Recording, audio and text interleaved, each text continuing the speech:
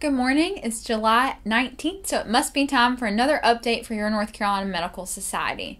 Another busy week this week, but the Senate actually wrapped up on Tuesday evening and the House wrapped up on Wednesday, but we still saw a lot of movement this week. The first thing we want to point out to you is the whole budget process. So Senator Berger and Senator Brown actually had a press conference this week to introduce their version of the stopgap bill. And why this is necessary is, if you remember, we don't have a budget in place right now, and there are a number of programs that rely on federal dollars as well as matching state dollars in order to continue management and running of a variety of different programs for many different sectors, not just healthcare. So this is vitally important to our state to get something in place to ensure that we're getting those federal dollars so those programs continue. So the Senate introduced their version in a press conference, and it went through a committee, but we'll see if that will make it through the floor vote this week over to the House, or if the House version that we mentioned to you last week will move forward. So we're still in disagreement between the House and the Senate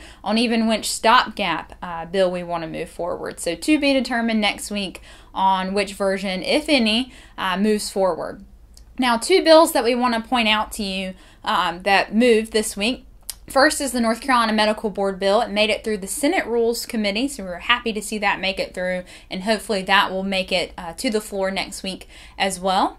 And one other, House Bill 126, is the Certificate of Need bill. Now, the version that was introduced in committee this week is much different than some of the other versions we've seen thus far. If you'll remember, we started out with a full repeal of CON, and it's been dwindled down and negotiated with stakeholder input and public comment and legislator input and comment. So we have a much different version, but want to direct you to our North Carolina Medical Society legislative blog for all the details on what exactly is in that bill, because there's a lot of content there. It's a short bill, but it certainly does a lot. So please check out our blog if you're interested in all the details in that Certificate of Need bill.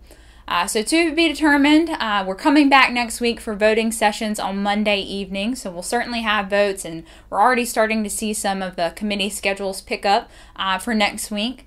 So we'll definitely have an update for you next week. Still up in the air on if the House has the 7 votes they need to override the governor's veto, and if they'll take up that North Carolina healthcare for working families. We're still waiting to see if that moves forward and if there's enough votes there to move that along. So to be determined what happens there, and we'll be sure to give you an update next week. Hope you have a great weekend.